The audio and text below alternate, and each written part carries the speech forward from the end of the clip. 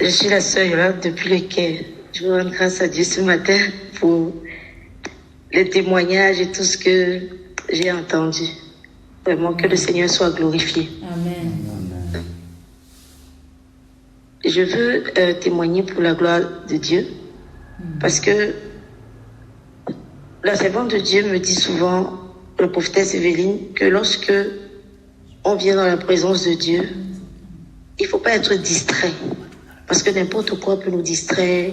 Simplement sortir, aller même dans le salon, n'importe où dans la maison, tu peux être distrait. Donc, quand je me connecte pour la prière, je prie avant que le Seigneur me rende attentive. Parce que il y a une chose que l'apôtre dit souvent, entendre c'est une chose, mais écouter c'est une autre chose.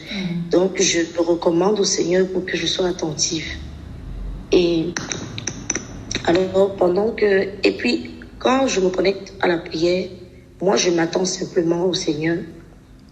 Je n'ai pas quelque chose de particulier dans ma pensée ou quoi que ce soit. Je m'attends juste au Seigneur. Les expériences que je peux faire avec lui ne dépendent pas de moi, mais sont totalement sous son contrôle. C'est lui qui sait. Donc, ce matin, pendant que l'homme de Dieu, le frère Man était en train de parler, j'étais tellement bénie et j'étais obligée de prier encore parce que je me suis dit que c'est sûr que l'ennemi va m'attaquer comme il sait que je suis heureuse là. Donc j'ai prié encore, j'ai dit au Seigneur que rends-moi encore attentive.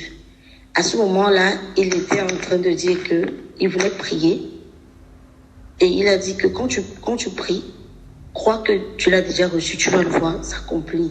Quand tu pries, aie l'assurance que c'est vraiment en train de se passer. Alors pour moi là, je me suis vraiment connectée à cette parole-là, mais je ne savais pas que quelque chose pouvait se passer, je priais. Alors quand il a donné le ciel, je priais et on a commencé à prier, à envoyer le feu et tout.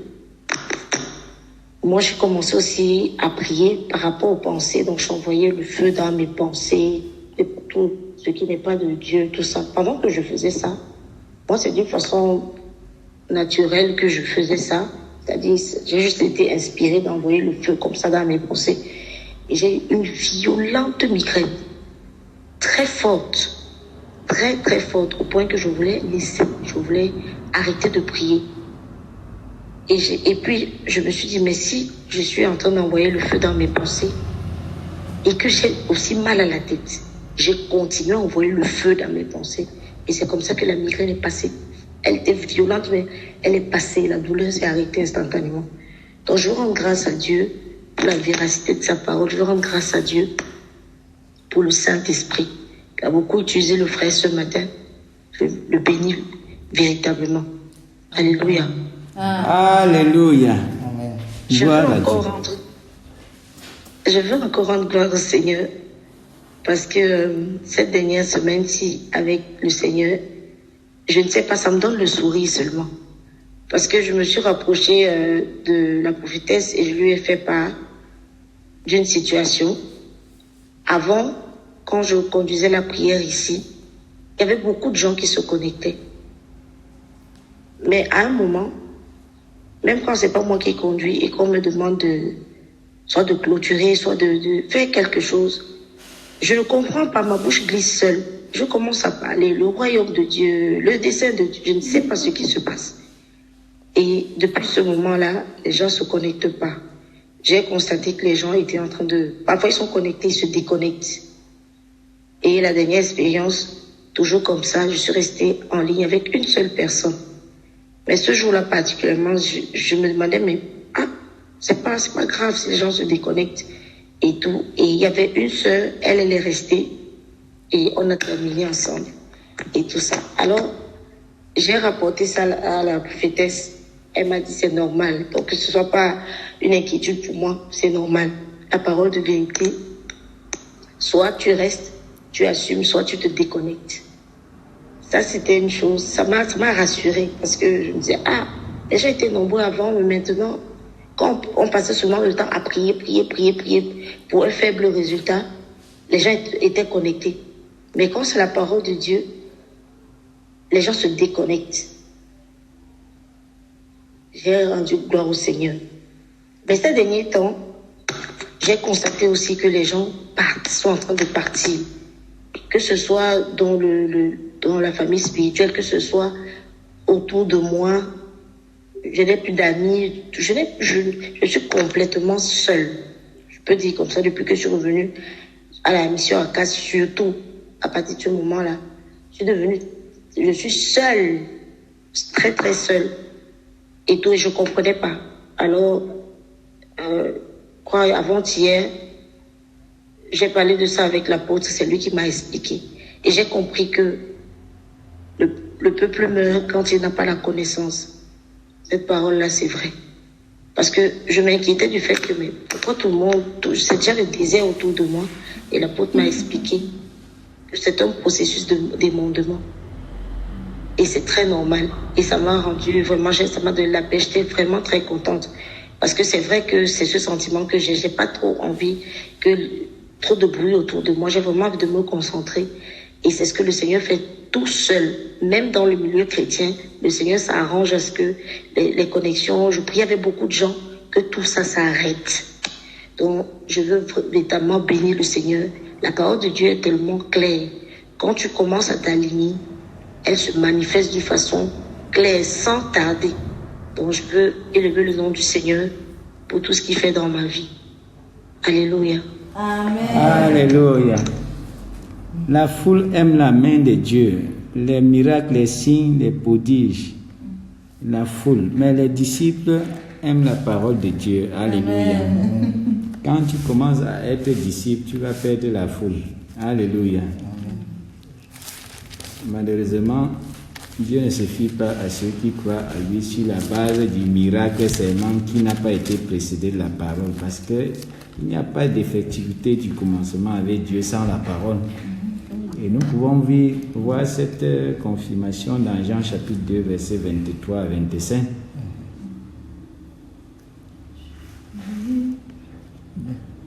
Jean chapitre 2, versets 23 à 25. Si nous sommes à la page, on peut lire. Pendant que Jésus était à Jérusalem, à la fête de Pâques, plusieurs crurent en son nom, voyant les miracles qu'il faisait, la croyance sans impact, sur la base des miracles. Vous savez, Jésus enseignait, il prêchait et puis il priait. Donc, si le programme a commencé, ceux qui viennent à la fin du programme débarquent sur le miracle et ils disent Alléluia, je crois à lui, c'est le Fils de Dieu. On va voir que Jésus ne se fie pas à ces gens parce qu'il sait qu'il n'y a rien en eux qui peut les transformer, parce qu'ils sont venus en retard quand il avait tout enseigné, quand il avait tout prêché et quand il était dans la démonstration. C'est là où plusieurs viennent. Et c'est comme ça, c'est dans certaines communautés. On attend que le pasteur finisse de chanter, de bavarder et tout, et qu'il prie. Beaucoup viennent à l'heure là.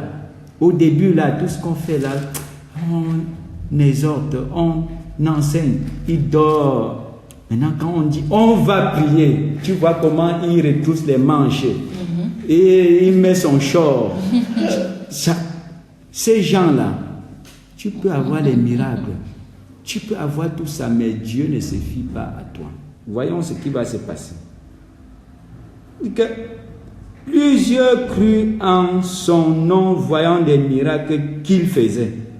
Mais Jésus ne se fiait point à eux, parce qu'il les connaissait tous, et parce qu'il n'avait pas besoin qu'on lui rendît témoignage d'aucun homme, car il savait lui-même ce qui était dans l'homme.